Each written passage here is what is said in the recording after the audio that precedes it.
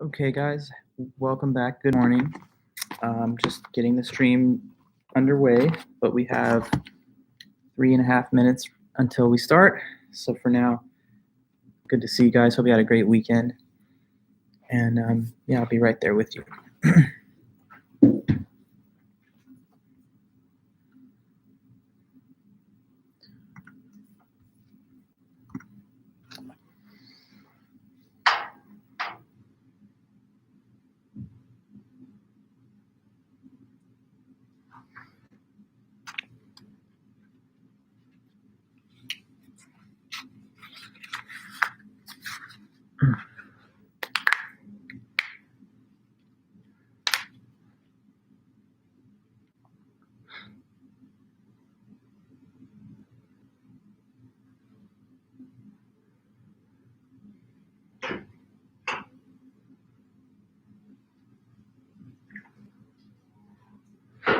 Hey there, good morning.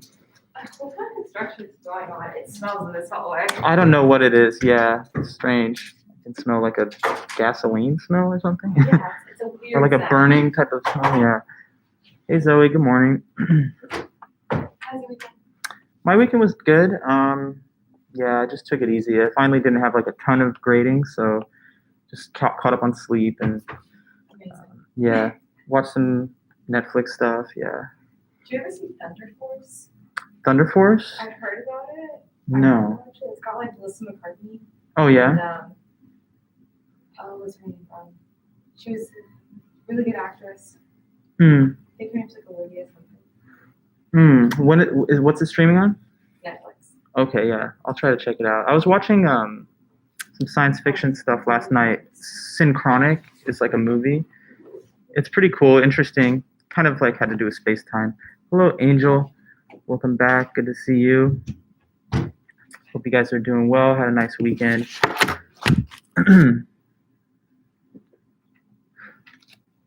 Just another minute or two.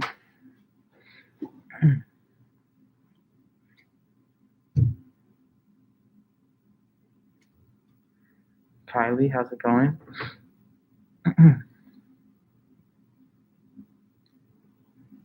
Claire, welcome.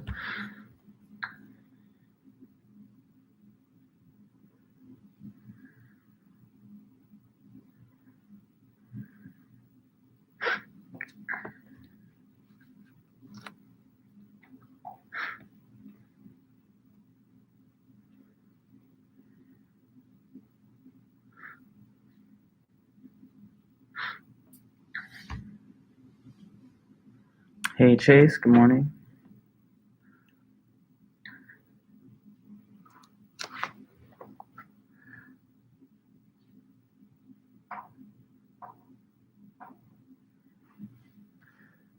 Sebastian, nice to see you too.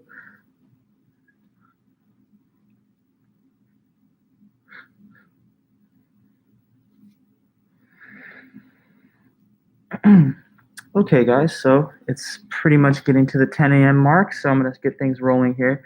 Welcome back. Hope you guys doing well throughout your semester and having a good time in your other classes too. Let me just start with a quick question to those that are here. How have you noticed the message that I sent through Canvas over the weekend? I think on Friday with the essay prompts. Let me know. If so, I'd like to just kind of open by talking about those a little bit. Hey, Lane, Kylie. Okay, yeah, cool. So thanks for letting me know, Kylie. First then, order of business. I'm just going to read through some of the information contained in these prompts and the instructions, so you'll be fully good to go and prepared to start thinking about your second essay. Okay, so the second essay I assigned, I changed the due date just slightly. You'll notice that it was originally scheduled for Monday the 3rd of May, but I just pushed it out to Friday, May 7th. So you have another 4 extra days to work through the paper. And that'll be helpful because the first topic that is one option has to do with some material that we'll start on today. And so throughout the lecture series this week, you'll get more information on the first optional prompt if you chose to work on it. There's still 18 days until the paper is due, so you'd have plenty of time to draft and write a good, successful essay, even if you wrote on the first topic. That's part of the reason that I wanted to delay the due date just slightly. Okay, so I'm reading off the printed, the copy that I have of the prompts. And here's what it says. You must write a 3 to 4 page essay double-spaced in 12-point font with normal margins on exactly one of the 3 prompts below. No internet resources or assistance are permitted, and it's due in class, by email. This is an old text, but from face-to-face days. But you guys know it'll be due to me as an email attachment by class time of Friday, May 7th, and it's worth 25% of your grade.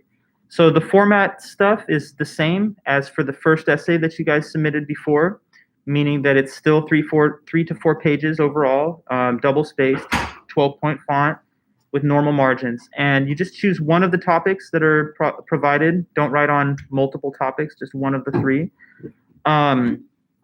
And yeah, so you will be able to use the same kind of general format and style guidelines that we used from the first essay. That's just format and style.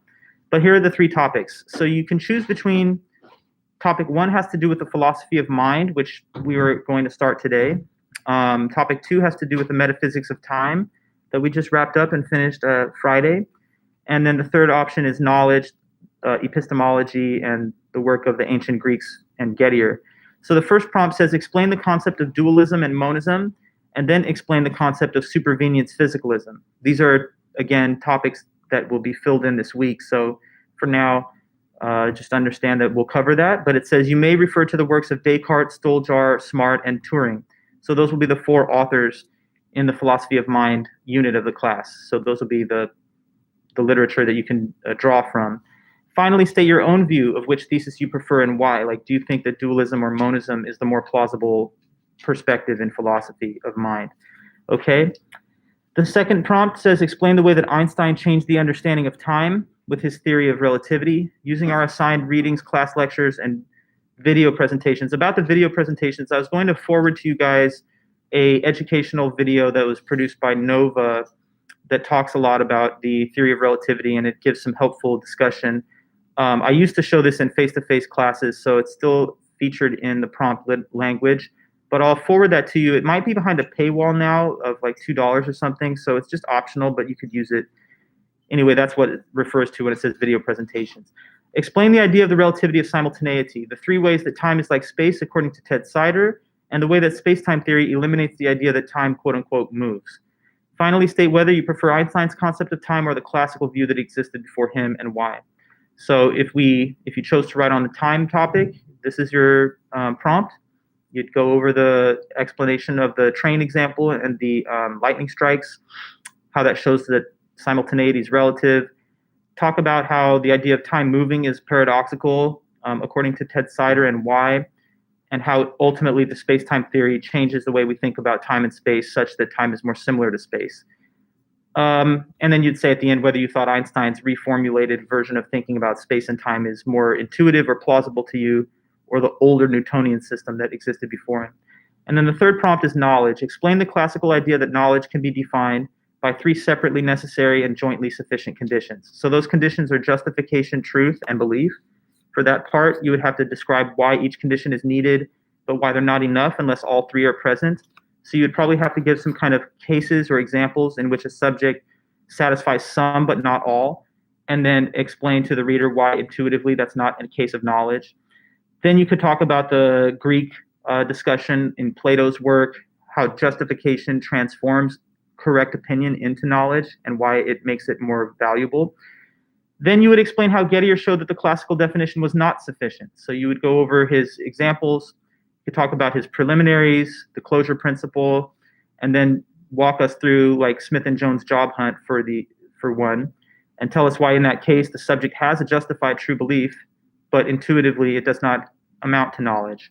And then at the end you would discuss whether you thought the classical old school JTB account was right, or whether you thought Gettier's criticism of it showed that it was not correct. Okay?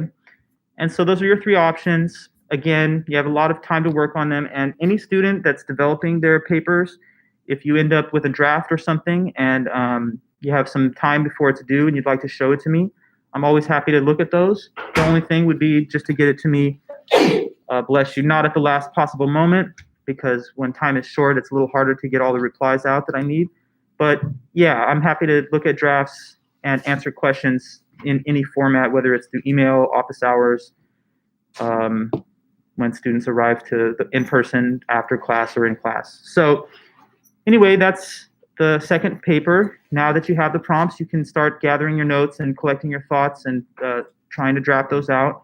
But it's due a little bit of time, so there's no big rush for the moment. As always, though, I would advise that you not wait to the last possible moment to do it. A lot of times when students are busy and they defer things to the last moment, the quality of the work suffers a bit because you're trying to rush something that takes thought and is a little bit nuanced. So the best thing I think you can do is give yourself ample time to write it, perhaps finish a draft early. If you want, you can pass that by me, and then I can also give you some comments if it comes in early enough. So are we all pretty much good on that? If there's other questions, you can always throw them out in this chat or let me know in any other way. I'll give you a minute. If you don't have anything, though, we'll just get right back to our lectures and start on a new topic today, the philosophy of mind, which will help with prompt 1 if you chose to work on that. Yeah? We're all okay? Cool. As always then, guys, if something pops up later, don't hesitate to let me know. Okay then, so we move on to the next subject in this class. Let me take stock of what we've covered so far, and then I'll chart the path forward for the next couple weeks on a new topic.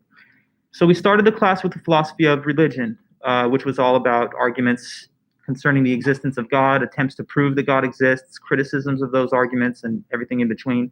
Then it was ethics, which has to do with right and wrong, moral and immoral, what different ethical theories there are, such as the work of John Stuart Mill, utilitarianism, Immanuel Kant, Kantian ethics.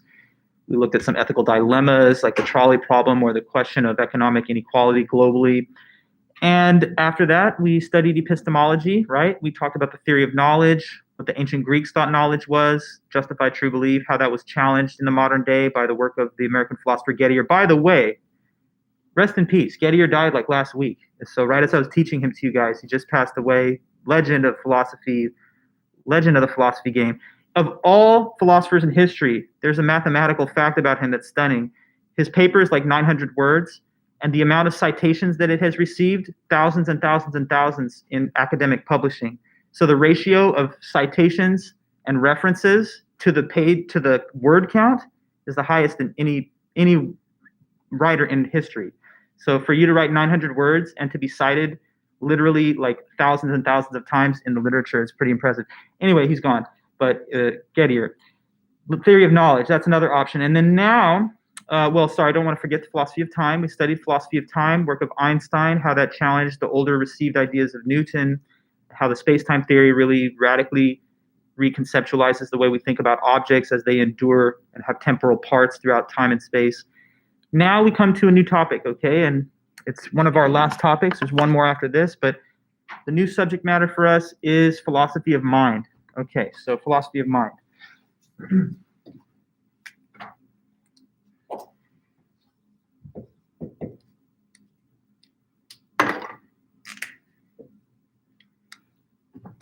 Best marker. Here we go.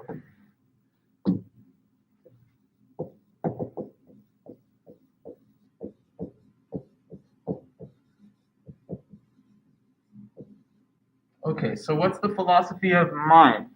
This is another important branch of philosophy where the main topic being discussed and studied is consciousness. So it's the study of consciousness, the philosophical study of consciousness.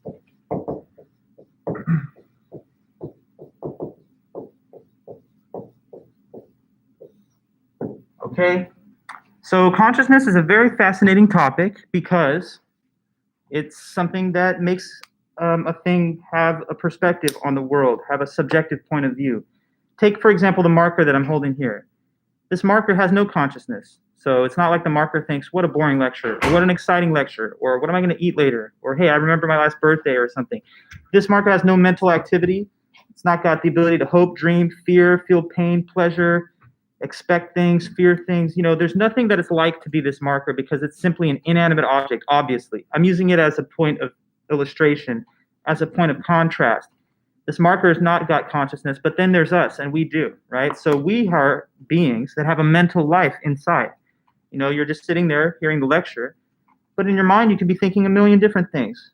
You could be thinking about what you want to eat today or what you hope to do after class, or maybe you're thinking about fun activities that you might be interested in, memories that you've had, hopes and dreams, expectations for the future. So your mind has thoughts and feelings. You perceive things. You have sensation, perception, experience, judgment. So you have consciousness. You have a mental life. There are many things in this world, of course, that are just inanimate objects that don't have a central nervous system or a brain or anything else that could support the existence of consciousness. So in the philosophy of mind, we're focused on this question of what's consciousness all about? What is the best detailed, deep understanding of it that we can have? And there are some core questions that rise to the surface when we entertain philosophical reflection about consciousness. For example, here are some of the big questions.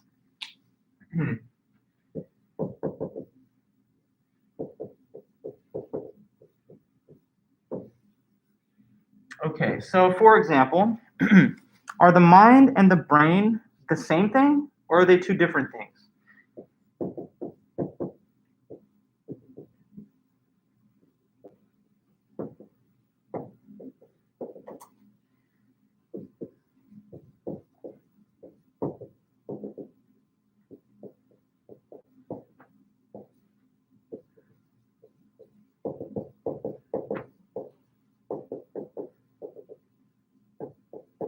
So, mind and brain, are they the same or are they different? So, some people think that when it comes to you being a conscious being, having the ability to think, feel, perceive, and so forth, some people think that that's just the brain, and everything consciousness-wise is just the activity of the physical brain. Of course, we know that the brain is the sort of seat of consciousness, scientifically speaking, that it sort of is the organ of the body that possesses the cognitive functions, the neurosynapses and the electrochemical signals passed from one part of the brain to another are sometimes considered to be the basic underlying basis for human consciousness and for the consciousness of other living things. So the idea would be that where there's a brain, there's at least the potential for consciousness, but where there's no brain, there's nothing that could possibly have consciousness. So some people believe that the mind and the brain are not two separate things, but it's just two words for the same. The brain is the mind. And if that's your view, then there's no such possibility of having consciousness where there's no physical brain in existence. On the other hand, some people think, no, they're different. The mind is something that is separate from the brain because it could endure even if the body was destroyed. Do you believe in the afterlife? If so, then you think that the mind and the brain are not exactly the same, because that means that you believe that as all things go from ashes to ashes, dust to dust, that when your brain is completely gone and decomposed, that you'll still somehow have a soul that resides in the heavenly afterlife and can continue to think, feel, judge, and have experiences. So to some, the mind and the brain are separate. The mind can exist in theory without any physical basis as a disembodied soul. But other people think that there's no possible way for consciousness to exist without the physical brain, and they're the same thing. So that's one question, and we'll see that debate on both sides. Are the brain and the mind separate, or are they just the same thing by different words? Another question that's kind of related to that is this. Could consciousness ever be explained physically? So can consciousness be explained on a totally physical basis or not?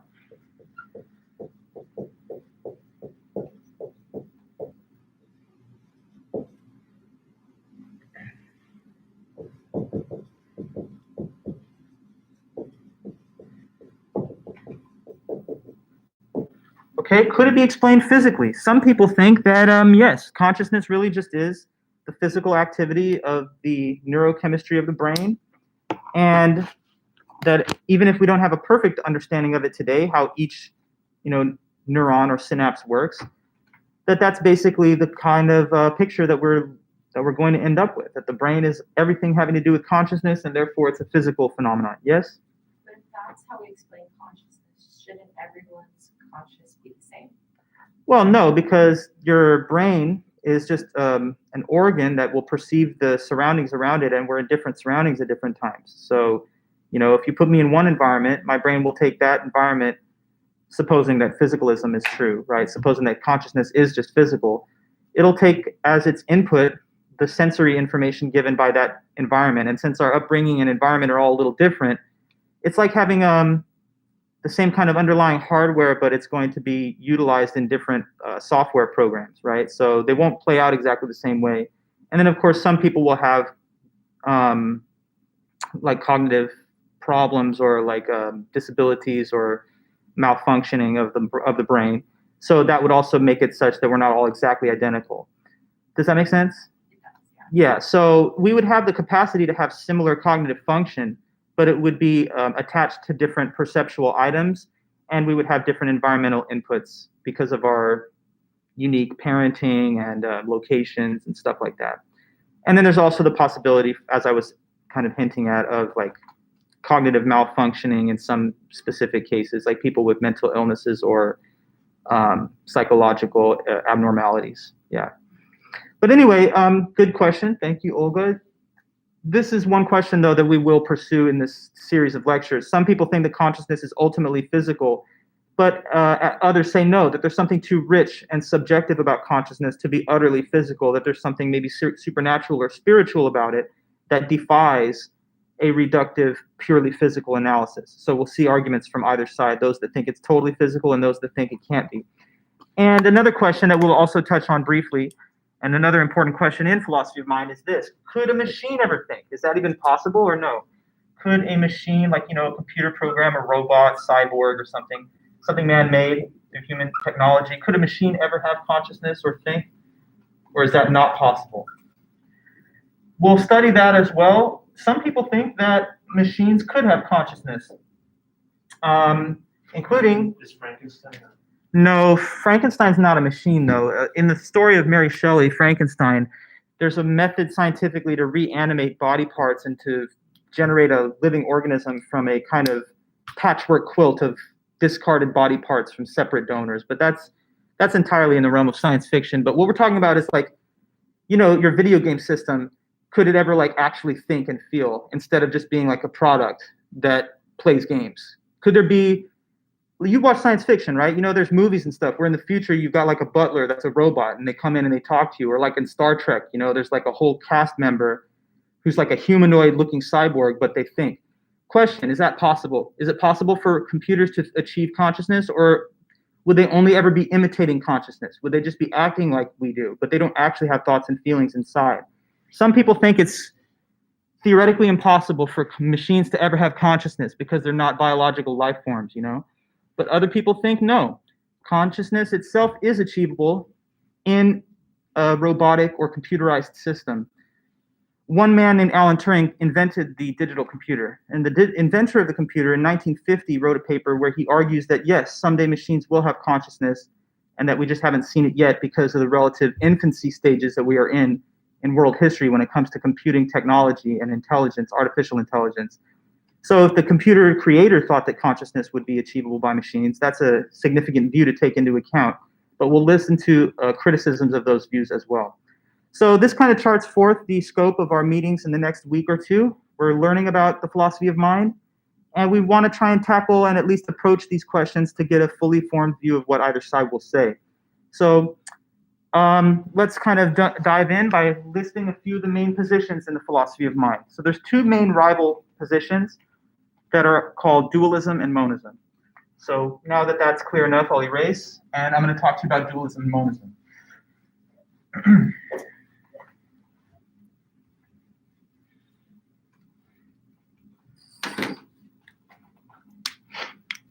Okay. So two main positions in the philosophy of mind.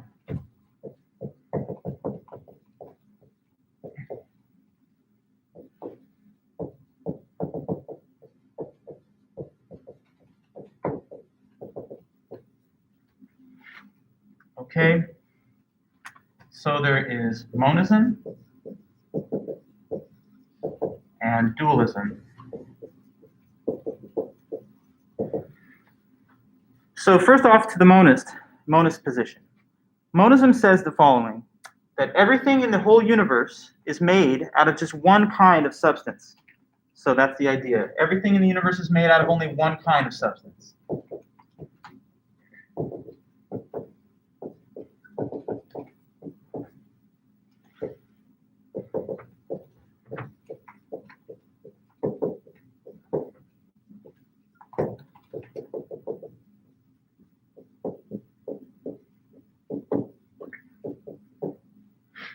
Okay, so There are two different branches of monism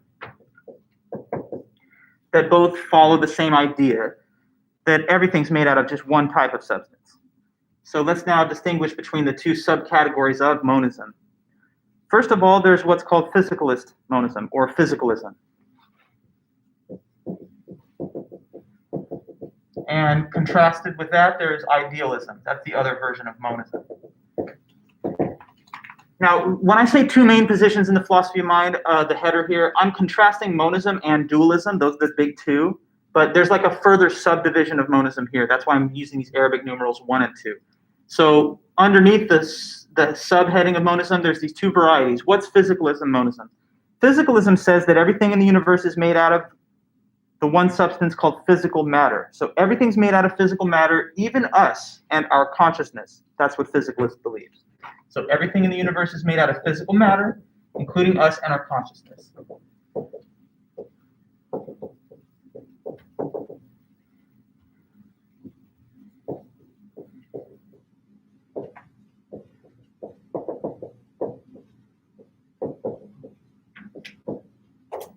Including, and this is key, including us.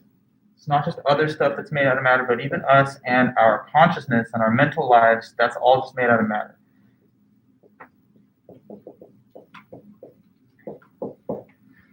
Okay. Now, idealism, I'm just going to say to you guys straight up, idealism we're not going to really focus on. I'm just raising it here to be comprehensive so that you know all the branches of monism that exist. But idealism is the less popular version in the modern day of the 21st century. It had a run of popularity, I think, in the 1800s and stuff. There was this philosopher, Christian bishop, George Berkeley, who he was a powerful advocate for idealism. But anyway, what it says is this, that everything in the universe is made out of ideas. So there's actually no such thing as matter or solid mass. That's a different view, but here's the idea. Everything in the universe is made out of ideas. So they're just thoughts all around you. Everything's a thought. So no physical? Yeah, no physical matter. Like I say, it's not the most popular variety of monism. Physicalism is the main thing that we're going to be focused on. I could even add an asterisk so that you have the idea this is going to be our focus. But just to be clear, there is also idealism. So with physicalism and idealism, they agree on one point, that there's only one substance that makes everything. But they disagree about what the one substance is. So to the physicalists, it's all physical matter. And to the idealists, it's all ideas. By the way, monism, a word about the term itself. You can understand that it says everything's made out of one substance because of the etymology. It has the root word mono, which means one. So like monotheism, you believe in one God. Monogamy, you have one partner. Mono speakers, one audio channel instead of two. So monism hints at that. It's a view that says there's just one substance that makes everything. Now, what are these two substances, though? Let's talk about that. One of them is physical matter. So some people say that's all that exists. Physical matter in different combinations creates everything. Now, physical matter in the philosophical sense and in the scientific sense is just anything that is extended in space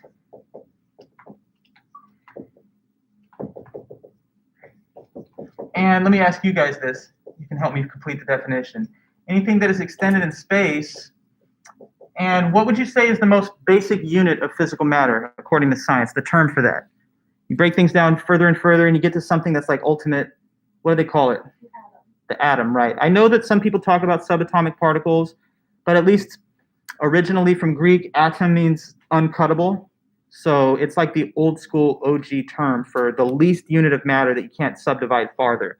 So anyway, physical matter, anything that is extended in space and at the base level, we can say that's made of atoms.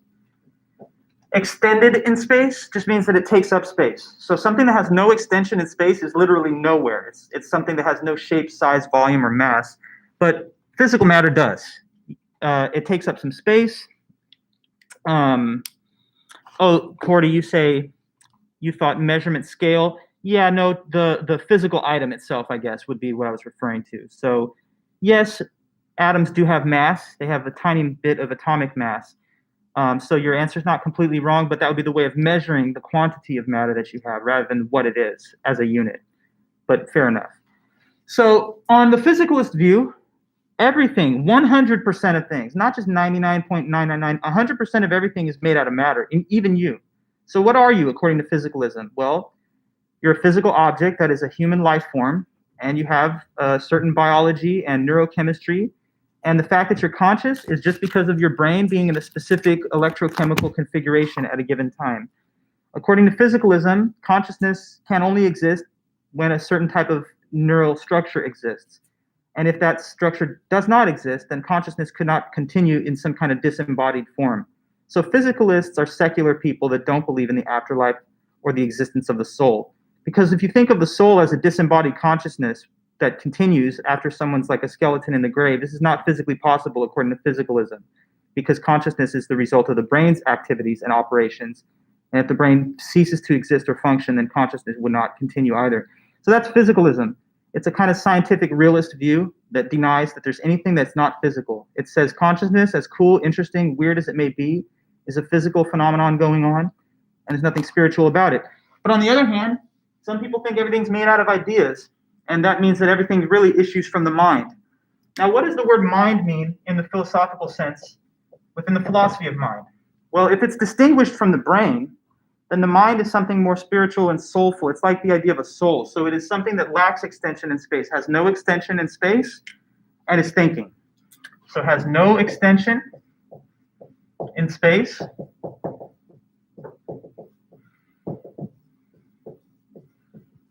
and is thinking. So it's not extended, meaning that there's nowhere that you're going to find this mind. You're not going to say it's a tiny little particle that's hidden somewhere in the skull cap of your brain. No, it's literally got no physical form at all. It's like a soul, and it's thinking. So to the idealists, nothing's made out of matter. Everything are just thoughts being had by the mind. So, what is this whiteboard? It feels solid when I tap on it, and it seems like it's got a real solid mass. But on idealist view, it's just thoughts that I'm having of a board, and that's why it appears to exist. Now, with idealism, like I say, it's not taken too seriously in the modern time that we're living in. But there have been some clever arguments produced for it in the history of philosophy if you go back and read some of the literature. One weird issue is this. Well, if nobody is there, like no person is present there, then does the thing continue to exist? Because I guess no one would be conceiving of it in their mind or thinking of it as an idea. What if there are, galaxies far away that none of us are perceiving and there's no life forms there? Does the idealist view say that they just out of sight, out of mind, and therefore don't exist? Well, the most sophisticated versions of idealism say that when there's no particular person to think the thought, God is the master thinker who keeps things in existence by his power of thought. So that kind of keeps the objectivity of the existing objects out there even when no one's present or around them. But anyway, like I say, I raise it just to kind of set it to the sideline because we're really going to focus mostly on the debate between physicalism and dualism. So what's dualism then? Let me give you that definition. So dualism is the major rival to physicalist monism. And dualism just says, no, there's two substances that make everything, not just one. So they embrace both. Dualism says that everything in the universe is made out of two kinds of substance, and the two are these, matter and mind. Okay, so everything in the universe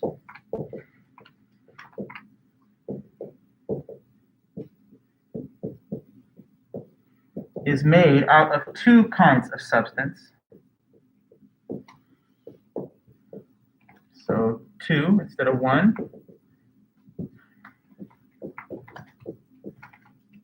And just to be very clear what those two substances are, physical matter and the non-physical mind.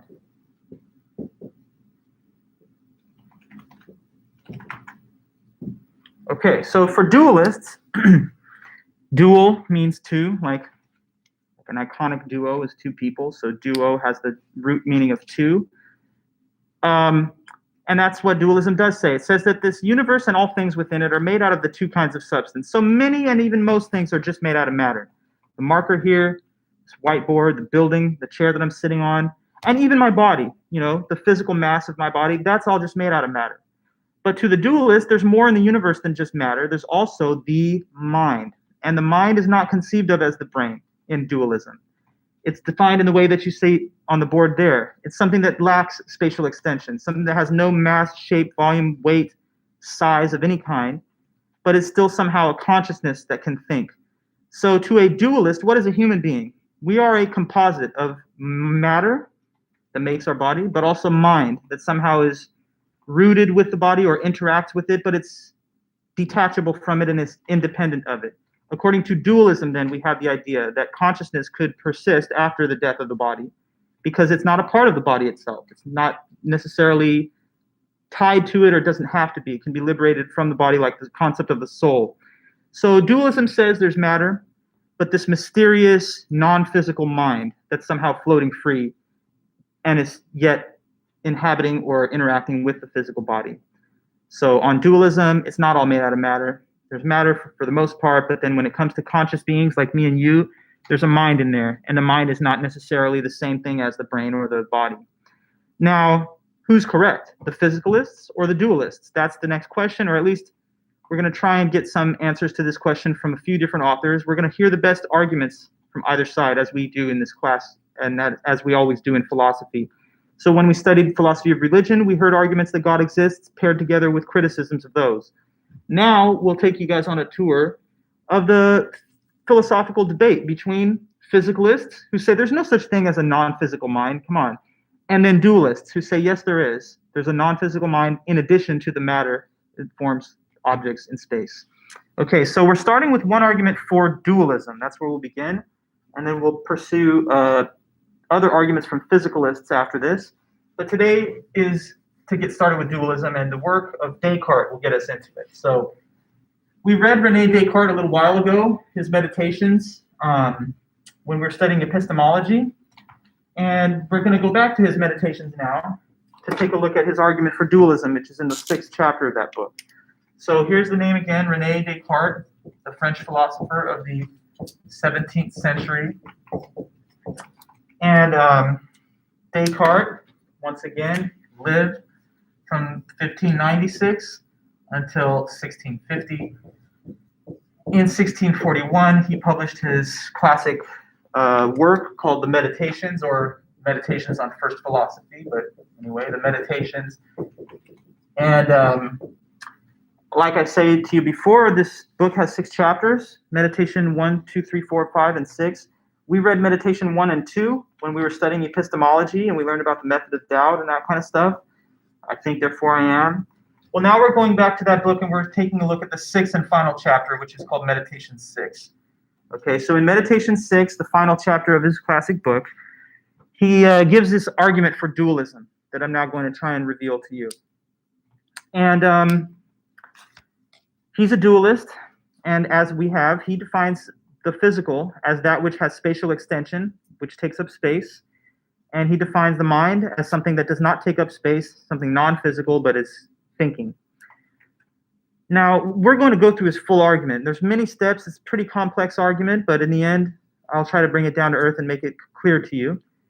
But as a sort of preview, the big picture of what he's going to try and show is that the mind and the body have to be two different things because basically we can clearly imagine them existing separately from each other. So his argument is really clear. Its core basis is conceivability, because he thinks we can imagine the mind existing separated from the body. Because that's something we can clearly imagine, he says, it must be possible, and therefore there's two separate things. The mind and the body are not the same. So it's based around conceivability. He thinks that we can clearly imagine or conceive of the mind and the body being distinct and separate. So if they can be in thought, then they must be in reality too. Keep in mind also, when I say the mind existing separate from the body, I hope nobody sitting here or listening to this is imagining like weird images of someone's brain being removed from their body, and that's what he means. No, because the brain is part of the body too. So mind is not brain, according to dualists. Mind is like the soul. So what he's talking about is like the soul we can clearly imagine being separate and independent from the physical body that you're now a part of. Okay, so how does he get us to that conclusion? It's going to take a lot of work. He's got some clever arguments. So let me list out his full argument for dualism. We might not finish each step today. If not, then we'll wrap it up at the beginning next time with a few minutes at the beginning. But I'll start putting it on the board now. So Descartes' argument for dualism.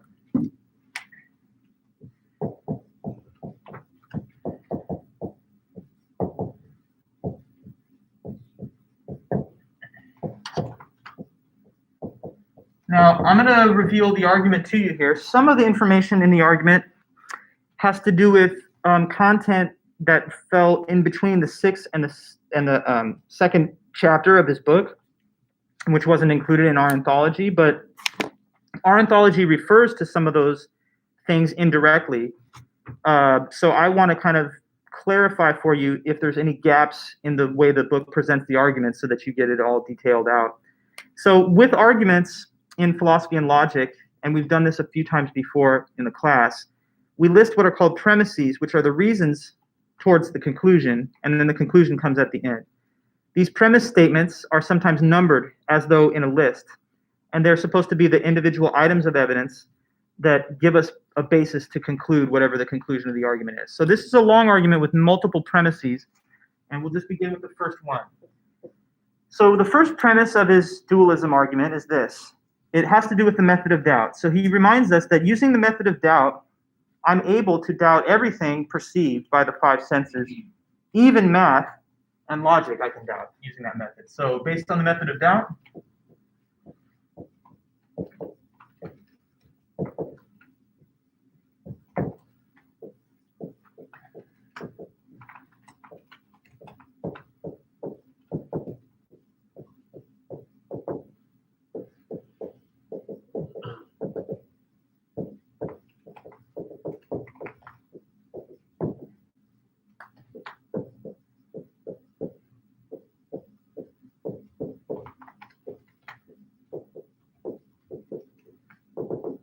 okay, so that's the first premise. It just says there that based on the method of doubt, I'm able to doubt everything perceived by the senses, even math and logic. Let's ask this again and remind ourselves why. Why did Mr. Descartes say that using the method of doubt, you can doubt everything perceived by your five senses? Why? How could I be wrong about what I think I'm seeing right now and hearing and feeling? If what? Just let me know in the chat or otherwise. How is it possible to doubt everything that I perceive with my five senses? What I can see, taste, touch, hear, and smell. How could it all be wrong? You could possibly be dreaming. Yes, that's right. So he says, because of the possibility of being in the middle of a very realistic dream the whole time, we can't say that that's absolutely ruled out. So with the method of doubt, which says assume to be false anything that could be doubted, if I can doubt my senses because I could be dreaming, then I'll assume that it's all false. And math and logic, he says there could be like an external deceiver, like God, oh no, never mind because he's too perfect, but an evil demon or something could mess up your beliefs even with math and logic. So all that stuff is subject to doubt. But second premise, what can't be doubted? Anyone remember that? The method of doubt can't... Can't they exist? Yes, because you're thinking. Yeah. So good. Second premise then says, despite this, I know that I exist, at least as a disembodied soul, like a mind. I know that at least because I am thinking. So despite this, I know for certain that I exist. And now even my body is kind of still all bets are off because I perceive it with the senses, but I know that I exist at least as a mind, at least as a non-physical mind.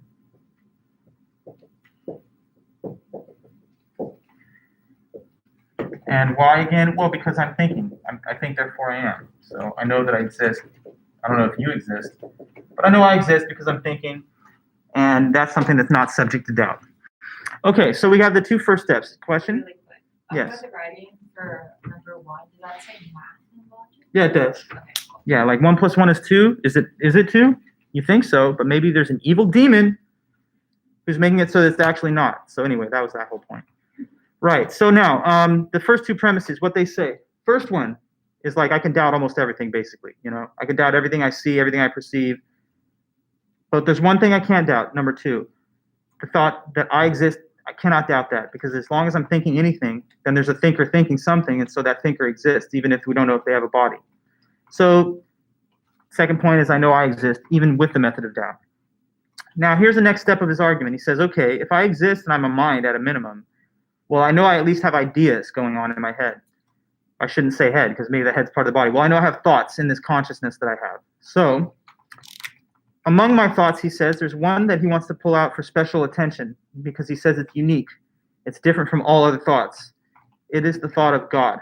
Okay, so he says, in my mind, which I know exists at least, there are thoughts, including the thought of God.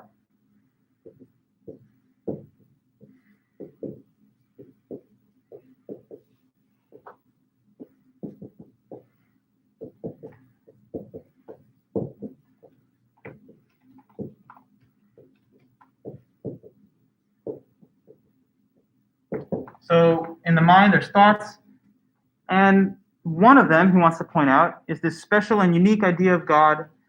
Next thing is to explain why that is so unique. He says the idea of God is unique. It's different from every other idea. And why? Because it stands alone as one and only idea of something that is infinite. So he says this is a unique idea because it's the idea of something infinite. So this idea is unique of God because it is the idea of an infinite being.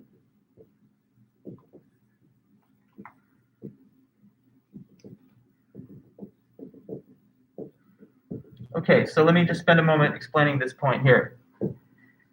What he's saying is there's no other idea in your head that's like that. When you think of anything else aside from God, you're thinking of something that has limits, that's temporary, that's finite.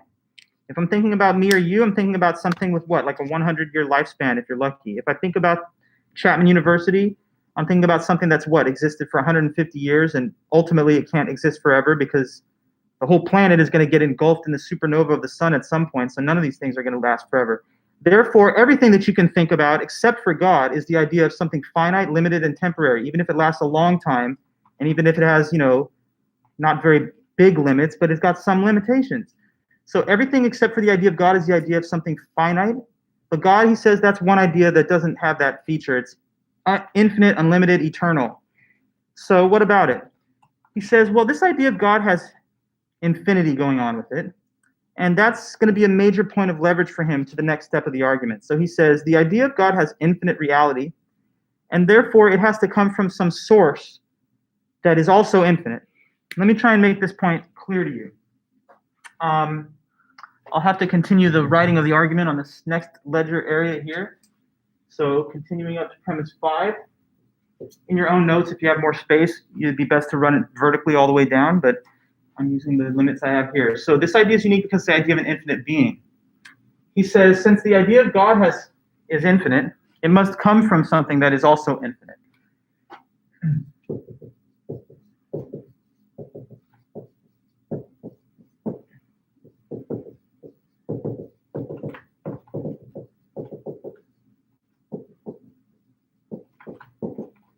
It must be caused by something.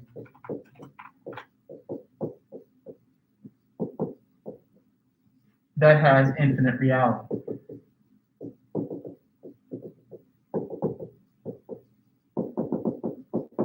Okay, since the idea of God's infinite, it has to be caused by something that has infinite reality.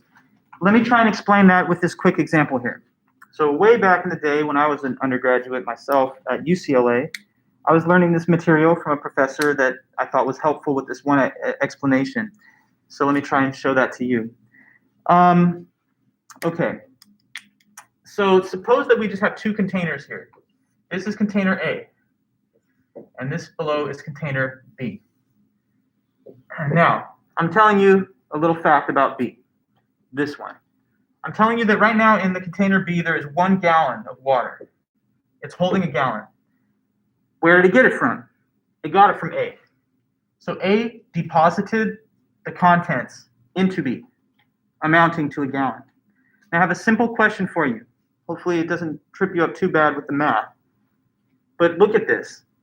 How much capacity does A have to have at a minimum for these facts to hold, for it to be the thing which deposited a gallon into B? You know already that A, therefore, must be greater than or equal to what in carrying size? Gallon. A gallon. Because if it was a half gallon, this would be magic. Like a half gallon thing pours a gallon into something does not make sense. So if it poured a gallon, it has to have at minimum 1 gallon or greater. Okay, clearly. So this is like greater than or equal to a gallon. Wait, greater than or equal to, so yes. Right? That's the content of A at a minimum. So now, replacing this with me and you, suppose that B is you. You're the container. and in your mind is an idea of something infinite. Okay? So now you've got this idea coming into your head from somewhere of an infinite being. And it has to be caused by something. So the thing that causes this idea has to have at least how much reality? If it's going to be the cause, it has to be greater than or equal to what? Infinity. Again, correct. Because if this was something finite, then it could not impart to you an idea of something infinite. And so what he means then is that since you have the idea of God in your mind, and that's a given, the only place it could come from is something which has infinity. So therefore, there really must be God that causes it. This is basically a proof of God's existence for you. So since the idea of God is infinite, it must be caused by something that has infinite reality. See the image. Therefore God exists. Yes? Somewhere where causes a reality. Sorry, you're asking me to repeat something, but I was taking her question. Yes? I feel like we can't comprehend reality. I mean, infinity, though. Well, I don't know. If I'm Descartes, I'm just telling you, yeah, we can, because we have an idea of God. And so think of God, and you're thinking of infinity right now. That's what he would say. I don't know. We may disagree. It's a fair thing to say. I'm not sure. Isn't that the idea of like projecting from a human to a divine being and thinking of it as infinite, but there's still limits to our thought? He just believes that when you think of God, Because we can think of it. it's kind of, remember back to Anselm, greatest conceivable being? That's a special status, that idea. It's not like thinking of your car or your dog or cat.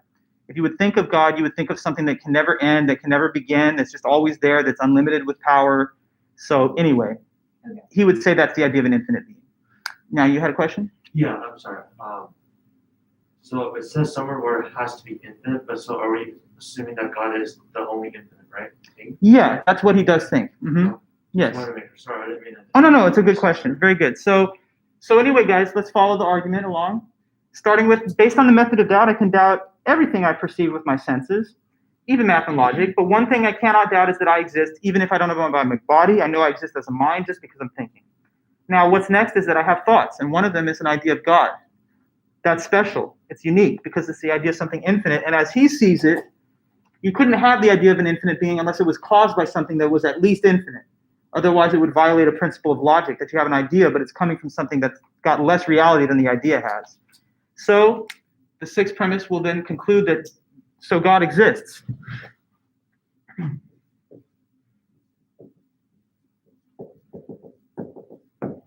Okay. Now, that point in the argument is important leverage for him because it opens up the next few steps. Once he thinks he has proved that God exists, we can debate it or criticize if we like, but if we follow his reasoning, he thinks he's now proven that God exists. Based on that, he says, well, God is known to be perfectly, infinitely good, omnibenevolent. So he says, since God exists and is known to be infinitely good, omnibenevolent, in other words, he is not a deceiver.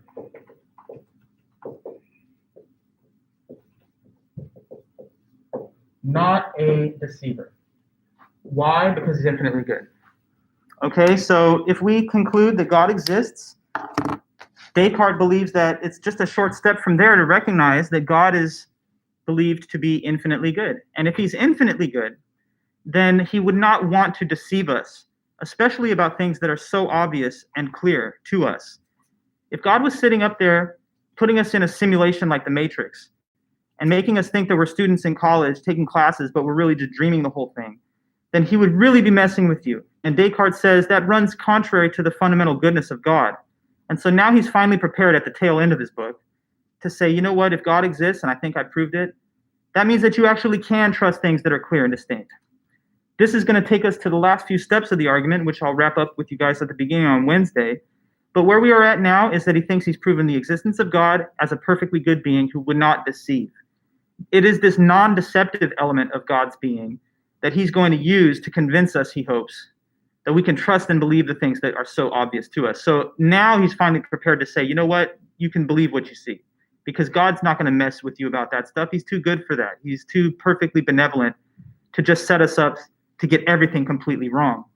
Once we have this kind of guarantee that clear perceptions are true, that leads us right to the last step, because he thinks we can clearly perceive the mind and the body existing separately, and God would not want us to be wrong about that, since he's too perfectly good. But anyway, guys, thanks for your attendance once more, and for all of your key help and effort getting this material out there, and your work throughout the class. Keep reading the book. For Wednesday, finish reading this Descartes 6 meditation if you can, and also look at the work of Daniel Stoljar, because we'll compare this against physicalism on Wednesday. So the next author in the series will be Daniel Stoljar, and his paper's from 2004 about physicalism. Okay, perfect, guys. Thanks again. I'll close the stream now and let you guys get on to your day. If you need anything, as usual, email me anytime and I'll be in touch. Okay, great. Have a good one. Bye-bye. That was fun, guys.